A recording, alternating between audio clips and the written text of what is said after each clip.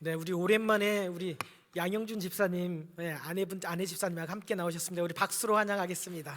잘 나오셨습니다. 감사합니다. 아멘.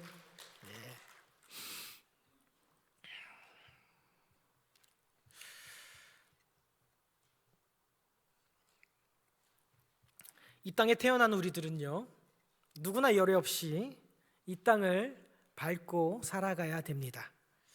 그래서 태어남과 동시에 우리가 늘 해결해야 될 문제가 있죠. 바로 배고픔의 문제입니다. 이 배고픔의 문제를 가지고 이것을 해결하기 위해 우리는 저마다 부지런히 힘쓰고 애쓰며 살아갑니다. 그래서 어떤 이들은 우리의 인생을 고해, 고통의 바다라고까지 비유하게 합니다. 이 근본적인 배고픔의 문제를 해결하기 위해서 각자 자기 소견에 오른 대로 열심히 살아가면서 발버둥을 칩니다.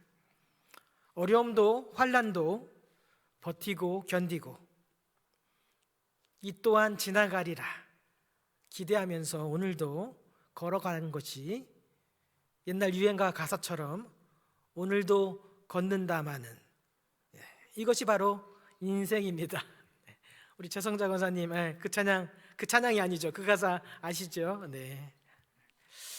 그렇지만 그것이 우리의 인생이 그렇게 고통의 연속이냐?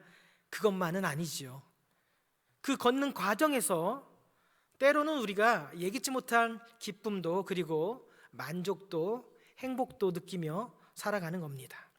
그러면 여러분들은 어떨 때 가장 큰 기쁨을 느끼십니까? 사람들마다 저마다 그 기쁨의 원천이 다 다릅니다.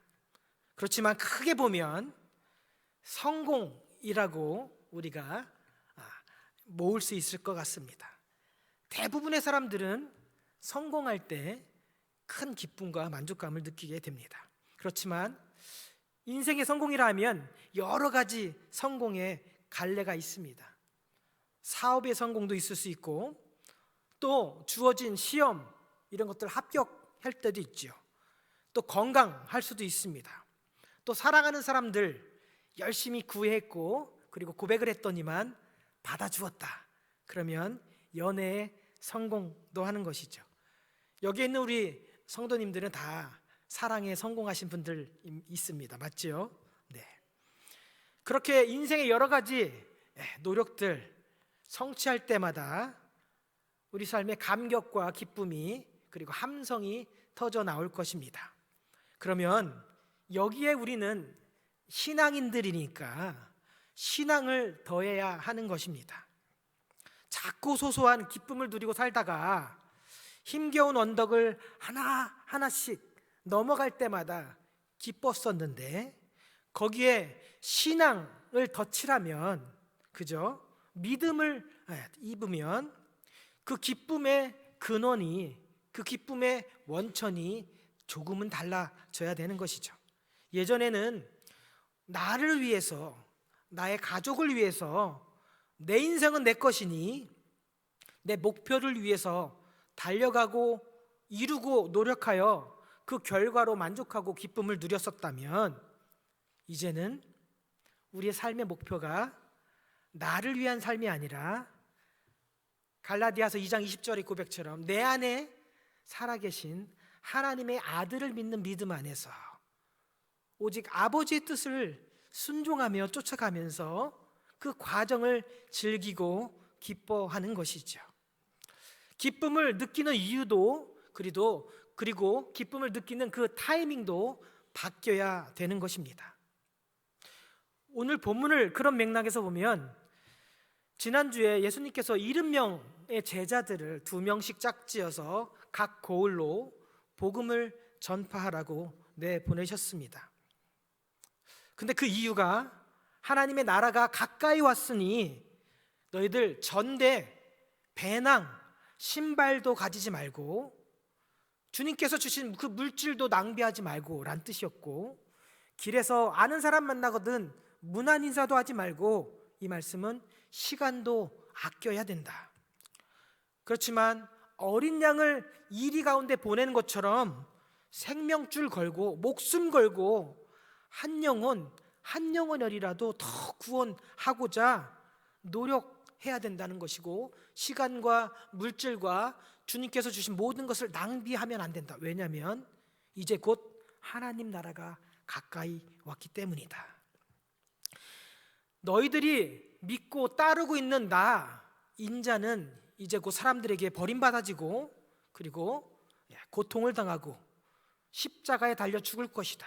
그러니 그때가 이르기 전에 너희에게 맡겨진 그 사명, 복음을 전하는, 하나님 나라를 전파하는 그 사명을 온전히 감당하여라, 이렇게 말씀하셨죠. 그리고 지난주 토요일 날 말씀이 바로 요한복음 9장 말씀이었는데, 여기서도 똑같이 이렇게 말씀하셨습니다. 요한복음 9장 4절, 때가 아직 낮음에 나를 보내신 이의 일을 우리가 하여라 하리라. 밤이 오리니 그때는 아무도 일할 수 없느니라. 토요 새벽 기도의 본문을 통해서 우리에게 한 번 더 낭비하지 말고, 다른 거 신경 쓰지 말고 오직 사명 감당하는 일에 목숨 걸어라, 이렇게 말씀해 주셨습니다. 그렇게 주님의 능력과 권세를 받아서 파송되었던 70명의 제자들이 돌아왔다라고 오늘 17절이 기록합니다. 그런데 보냄을 받았던 이 제자들이요, 그냥 돌아온 것이 아니라 원어로 보니까 기쁨과 함께 돌아왔다, 이렇게 기록되어 있습니다. 나갈 때는 두벌옷도 입지 않고 가벼운 옷차림으로 아무것도 의지할 거 없이 빈손으로 사역의 현장으로 내보냈는데, 며칠 만에 돌아왔는지, 얼마 동안 복음을 전하다 돌아왔는지 알 수는 없지만, 먹을 것을 사 먹을 돈도 가진 것도 아무것도 없이 떠나 보냈는데, 길 가다가 아는 사람 만나도 인사도 하지 말고, 남의 집에 가면 아무 인사하지 말고 예수 그리스도를 전하고, 그 복음을 받으면 그 집에 가서 먹고 대접을 받아라. 그리고 복음을 받지 아니하면 네 옷에 묻은 먼지를 떨어내고 다른 집으로 떠나라. 그렇게 단순하게 예수 그리스도의 복음을 전하라고 떠나보냈는데, 정말로 이 제자들이요, 며칠 동안인지는 모르지만 이 집 저 집 다니면서 배 곱지 않고 배 굶지 않고 잘 먹고 잘 머물다가 주님께로 돌아왔는데, 빈손으로 떠난 거 분명히 아는데 돌아올 때는 기쁨과 함께 돌아왔다라고 성경이 기록합니다. 그러면서 마치 자랑하듯이 주님의 이름으로 우리가 선포하면 귀신들도 우리에게 항복하더이다. 내가 살다 보니 그렇게 말 잘 듣는 귀신 처음 봅니다. 귀신이 주님 이름 앞에 벌벌벌 떨며 복종하더이다. 주님, 우리 잘하는 거 맞지요? 기쁨이 가득 찬 얼굴로 한박 웃음을 지으며 말하는 제자들. 우리나라 문화, 웃는 얼굴에 침 못 뱉는단 말처럼, 그래, 나도 너희들이 그렇게 열심히 사역할 때 사단이 하늘로부터 번개처럼 떨어지는 것을 나도 보았다. 우리 주님께서 그렇게 대답하셨습니다. 나도 보았다, 이렇게 기록되어 있는데, 여기서 말하는 이 문법상 헬라어를 기준으로 제가 다시 해석을 하자면, 너희들이 사단의 부하들인 귀신을 쫓아내는 동안 나도 사단이 하늘에서 번개처럼 떨어지는 것을 보았다라는 해석입니다. 즉, 예수의 이름으로 귀신을 내어 쫓으면 귀신이 쫓겨날 뿐만 아니라 귀신의 우두머리인, 귀신의 주인인 사단도 하늘에서 쫓겨남을 당하는 것을 내가 보았다. 또 우리가 은혜를 받아야 될 것은, 우리 주님께서 제자들을 보냈는데도 불구하고 아하, 나도 보았다라고 말씀하셨다는 것이죠. 예수님께서 귀신을 쫓아내는 그 현장에 예수님도 함께 계셨다는 겁니다. 그래야 나도 너희처럼 보았다라고 말씀하는 것이죠. 제자들을 그냥 보내신 게 아니라 우리가 계속 보는 것처럼 예수님이 갖고 있는 그 권능과 예수 이름에 있는 권세까지도 함께 딸려 보냈지요. 위임해서 보냈습니다. 그래서 그들이 어디를 가든지 무엇을 하든지 주님께서 함께 동행해 주시기 때문에 너희가 하는 일을 나도 너희와 함께 보았다라고 하는 것이죠. 즉 우리가 복음을 전하는 그 현장에 주님께서 우리를 홀로 보내지 아니하시고 우리와 함께 하신다는 말씀입니다. 뱀과 전갈을 밟으며 원수의 모든 능력을 제어할 권능까지 주셨으니 너희를 해칠 자가 결코 없으리라 말을 하십니다. 예수님께서 자신이 받은 하나님으로부터 받은 그 권능과 권세로 우리를 그 현장에서 지키고 보호해 주시기 때문에 우리를 상하게 할 자가 아무도 없을 것이다 라고 말하는 것이죠. 이 말씀을 들으면서, 이 말씀을 보면서 저는 마태복음 28장 18절에서 20절에 나온 지상 대명령의 말씀이 떠올랐습니다. 하늘과 땅의 모든 권세를 내게 주셨으니 그러므로 너희는 가서 모든 민족을 제자로 삼아 아버지와 아들과 성령의 이름으로 세례를 주고 내가 너희에게 분부한 모든 것을 가르쳐 지키게 하라. 볼지어다 내가 세상 끝날까지 너희와 항상 함께 있으리라. 똑같은 말씀이시죠. 권세도 권능도 우리에게 위임하셨고, 그리고 우리가 가는 그 복음의 사역의 현장에 우리 주님께서 항상 끝까지 함께 하시겠다. 그러니 누가 우리를 해할 자가 있겠습니까? 우리를 지켜주실, 우리를 홀로 보내지 아니하는 아버지의 마음, 예수 그리스도의 그 마음이 이 말씀 안에 담겨 있는 것입니다. 그래서 우리가 복음을 전하는 그 현장이요, 바로 주님께서 우리와 함께 하시는 현장이고, 또한 그뿐만 아니라 주님의 권세와 권능을 경험할 수 있는 현장이 되는 것이고, 동시에 하늘에 있는 사단들도 예수의 이름 앞에 굴복하고 쫓겨나는 현장이 되는 것입니다. 그러니 얼마나 감격스럽고 영광스러운 일입니까? 저도, 우리 웨슬리 성도님들도 이 영광스러운 복음 전도의 사명을 함께 기쁨으로 감당할 수 있기를 예수님의 이름으로 축복합니다. 자, 그런데요, 이렇게 기뻐하고 한박 웃음을 가진 제자들, 이 제자들에게 예수님께서 그러나 라고 말씀을 하셨습니다. 그러나 귀신이 너희에게 항복하는 것으로 기뻐하지 말고, 이렇게 말씀하셨습니다. 기쁨과 탄성을 지르던 제자들이 갑자기 그러나 이 소리에 귀를 쫑긋 세우게 되지요. 이제껏 신이 나서 주님 예수님의 이름으로 우리가 귀신도 물리쳤습니다. 그랬더니만 정말 귀신이 한 길로 왔다 7길로 도망갔습니다. 너무 신기하고 놀랍습니다. 그러나 우리 주님은요, 그런 것으로 기뻐하지 말라고 하십니다.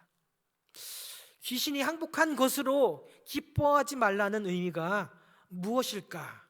많은 시간을 고민하고 묵상하였습니다. 동시에 떠오른 말씀이 마태복음 7장에 있는 말씀입니다. 그날에 많은 사람들이 나더러 주여 주여, 우리가 주의 이름으로 선지자 노릇하며 주의 이름으로 귀신을 쫓아내며 주의 이름으로 많은 권능을 행하지 아니하였나이까? 그랬더니만 예수님께서 뭐라고 하냐면, 그때 내가 그들에게 밝히 말하되 내가 너희를 도무지 알지 못하니 불법을 행하는 자들아 내게서 떠나가라. 아니, 주님의 이름으로 여러 가지 권능을, 역사를 행했는데도 불구하고 주님께서는 불법을 행하는 자들아 내게서 떠나가라. 오늘 본문에서는 그런 걸로 기뻐하지 말아라. 어떤 의미로 이렇게 말씀하시는 걸까요? 곰곰이 생각해 보다가 인간의 본성 안에 있는 공로주의라는 것이 떠올랐습니다. 공로주의라는 말 혹시 아십니까? 어떤 일, 어떤 업적을 성취하게 되면 그에 따른 보상이 주어진다는 말입니다. 우리가 주님을 위해서 어떤 일을 하면 주님께서 우리에게 보상을 해준다는 것이죠. 어떤 행함으로 우리가 보상을 받고 더 나아가 구원을 얻을 수 있다라고 착각하는 것입니다. 우리가 너무 잘 알고 있는 히브리서 11장 6절 말씀, 이렇게 기록되어 있죠. 하나님께 나아가는 자는 반드시 그가 계신 것과 그가 자기를 찾는 자들에게 상 주시는 이심을 믿어야 할지니라. 우리가 이 말 다 알고 있습니다. 그러나 이 말은 너희가 어떤 일을 행하면 내가 상을 주겠다, 보상해 주시는 하나님을 드러내는 말씀이 아닙니다. 이 말씀은요, 믿음이 없으면 하나님은 기쁘게 할 수 없다, 믿음이 무엇인지에 관해서 말씀하고 있는 구절이지, 행위에 따른 보상이 있을 거다를 강조하는 말씀이 아니라는 것이죠. 우리가 하나님의 자녀된 건 우리가 사역을 열심히 감당해서 사역이 성공하였거나, 아니면 우리 사역을 통하여 많은 사람들이 주께 돌아왔다거나, 우리의 어떤 행함을 통해서 하나님께서 너 참 착하고 잘하였다, 그러니 내가 너를 자녀로 삼겠다라고 하는 것이 아니라는 겁니다. 우리가 하나님의 자녀된 것은요, 전적으로 하나님의 은혜로 되었다는 것이죠. 예수 그리스도를 믿는 믿음으로 하나님의 자녀가 된다는 것입니다. 70명이 예수님께서 가라, 복음을 전파하라, 그래서 열심히 사역을 해서 귀신이 떠나가는 것을 보았습니다. 너무나 기뻤습니다. 좋습니다. 기뻐할 수 있습니다. 당연합니다. 저도 여러분도 예수님의 이름으로 권능을 행하고 귀신을 내어 쫓는 그 기쁨을 맛보기를 원합니다. 그렇게 사역을 통해 사역을 감당하면서 주어지는 기쁨을 우리가 모두가 다 누려야 되는 것입니다. 그러나 그것이 우리를 하나님의 자녀가 되는 자격을 주지는 않는다는 것입니다. 엄청 큰 대형교회에서 많은 사역을 감당한다 할지라도, 수십 년 동안 낙심하지 않고 내게 맡겨진 사역을 감당한다 할지라도, 그것이 많은 사람들의 눈에는 성공이라고 축하해야 될 일이 되고 이 땅에서는 박수를 받아 마땅한 일일지는 모르겠지만, 그것이 우리를 구원받는 자녀로 공로가 되진 않는다는 것입니다. 그것이 우리를 하나님의 자녀로 삼아줄 수는 없다는 것입니다. 성공적인 수많은 사역들, 성도들의 이름을 다 기억할 수 없는 그 정도로 큰 공동체를 만든다 할지라도, 솔로몬 성당처럼, 베드로 성당처럼 120년 동안 지어진 웅장한 성전을 하나님께 봉헌한다 할지라도, 아무리 세상이 인정하고 성공했다고 칭찬을 한다 할지라도, 그것이 우리의 구원과는 전혀 관계가 없다는 것입니다. 오직 예수 그리스도의 보혈만이 우리를 구원시켜 줄 수 있습니다. 오직 하나님의 자비하심과 긍휼하심만이 우리를 구원시켜 줄 수 있는 것입니다. 예수 그리스도 외에는 답이 없는 것입니다. 사도행전 4장 11절에 이렇게 기록하고 있죠. 다른 이로서는 구원을 받을 수 없나니, 천하 사람 중에 구원을 받을 만한 다른 이름을 우리에게 주신 일이 없음이라. 그렇기에 우리가 감당하는 사역의 크기와 성공의 여부가 우리에게 구원을 가져다 주지 않는다는 것입니다. 제자들이 자기들이 행한 사역, 귀신을 내어 쫓는 사역으로 기뻐할 때, 다른 말로 하면 사역에 성공했다고 기뻐하며 축제를 누릴 때, 예수님은 뭐라 하시냐면, 그런 것으로 기뻐하지 말고 너희의 이름이 하늘에 기록된 것으로 기뻐하라고 말씀하십니다. 이 땅을 살아가는 우리가 세상의 성공도 기뻐할 때가 있고요, 더 나아가서 우리는 믿는 자니까 하나님의 일, 하나님의 사명을 감당하면서 기뻐할 수도 있습니다. 그렇지만 우리가 진정으로 기뻐해야 될 가장 큰 기쁨은요, 바로 하나님의 긍휼하심으로 예수 그리스도의 십자가의 피로 인하여 아무런 자격이 없는 우리가 하나님의 자녀 되었다는 것, 그것이 우리에게 가장 큰 기쁨이 되어야 된다는 것입니다. 아무리 열심히 사역을 했어도, 아무리 열심히 주를 위해 일을 했어도 만약에 우리가 하늘나라에 갔는데 생명책에 우리의 이름이 적혀 있지 않는다면 이 땅에서 누리는 그 사역의 기쁨이 무슨 의미가 있겠습니까? 우리의 가장 큰 기쁨은요, 생명책에 우리의 이름이 기록되어서 영원한 하늘나라 하나님 자녀로서 하나님과 영원히 동행하는 것입니다. 그래서 사도 바울은 빌립보의 성도들에게 빌립보서 2장 12절에 그러므로 나의 사랑하는 자들아, 너희가 나 있을 때나 지금 내가 없을 때에도 항상 복종하여 두렵고 떨림으로 너희의 구원을 이루라 라고 권면하고 있습니다. 맞습니다. 이 땅의 사람들 성공을 기대하고 바라고 기뻐합니다. 그런데 우리도 가끔은요, 세상 사람들처럼 성공하고 싶고 그들이 누리는 그 기쁨이 부러울 때가 있습니다. 때로는 교회 안에서도 사역을 잘하고 싶은, 사역을 잘 감당하고 있는 집사님, 권사님을 보면 나도 저렇게 큰 사역, 멋진 사역 감당하고 싶다라는 부러움이 들 때가 있습니다. 그런데 그것이 자칫 잘못하면 제자들이 했던 것처럼 누가 더 크냐, 누가 더 위대하냐, 이런 논쟁으로 번질 수가 있는 것입니다. 세상 사람들에게는 큰 사역, 작은 사역, 성공한 사역, 실패한 사역, 그들의 눈에는 그렇게 보일 수는 있지만 우리가 감당하는, 구원받은 우리가 감당해야 될 그런 사역은요, 내가 능력이 있어서 큰 사역을 감당하고 귀신을 내어 쫓고 모든 병을 치유할 수 있는 능력으로 사람들에게 인정받고 성공하는 사역을 감당하는 것이 아니라, 하나님, 오늘도 하나님이 저와 함께 하지 않으면 저는 아무것도 아닙니다. 오늘도 내 안에 예수가 없으면 나는 아무것도 아닙니다. 이런 마음으로 겸손하게 내게 주신, 내게 허락된 그 길을 걸어가는 것이 구원받은 자의 사명의 길인 것입니다. 하나님의 자비와 긍휼의 마음으로 교만, 위선, 나를 드러내고 나의 영광을 취하는 사역이 아니라 오직 내 안에 계신 예수 그리스도 의지하며, 주님, 오늘도 제게 감당할 수 있는 하나님 힘과 능력을 허락하여 주시옵소서.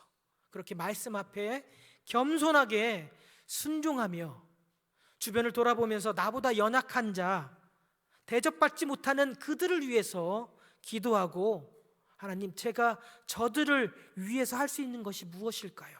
긍휼의 마음으로 내 기쁨이 아니라 오직 주님의 기쁨이 되길 원하며 천국을 사모하며 오늘 내게 주어진 삶을 걸어가는 것입니다. 오늘도 우리는 하나님께서 우리에게 새 날을 주셨고 새 생명을 주셔서 하루를 시작하였습니다. 이런 고백이 우리 안에 먼저 일어나야 되는 것이죠. 내가 건강하니까 당연히 눈을 뜨면 아침이다가 아니라 오늘도 하나님께서 내게 새 날과 새 생명을 허락해 주셨으니 감사합니다. 이런 고백으로 하루를 시작하는 것이고, 하루를 잘 살고 마무리할 때 침상에 눕기 전에 하나님, 오늘도 안전하게 지켜주셔서 감사합니다 라는 고백으로 하루를 마무리하는 것입니다. 로마서 14장 17절에 이렇게 기록되어 있습니다. 하나님의 나라는요, 먹는 것과 마시는 것이 아니요 오직 성령 안에 있는 의와 평강과 희락, 기쁨이라고 말씀하고 있습니다. 더 잘 먹고 더 좋은 것, 마시는 것을 위해서 살아가는 것이 아니라 겸손히 주님과 동행하며 말씀하실 때 순종하며 내게 주어진 이 상황 속에서 내가 할 수 있는 일, 내가 돌보아야 할 자, 고아, 과부, 그리고 연약한 사람들이 있는지 돌아보면서 오늘도 내게 맡겨진 그 사명의 길을 성실하게 충성되게 살아가는 것이 바로 가장 큰 기쁨이고, 그랬을 때 우리의 이름이 하늘 생명책에 기록될 것입니다. 저와 여러분은 이렇게 날마다 새로운 시작도, 그리고 하루의 마무리도 겸손하게 하나님 오늘도 나랑 동행해 주셔서 감사합니다 라는 고백으로 시작하시고 마무리하셔서 충성된 하나님의 종으로 살아가시길 예수 그리스도의 이름으로 축복합니다. 기도하겠습니다.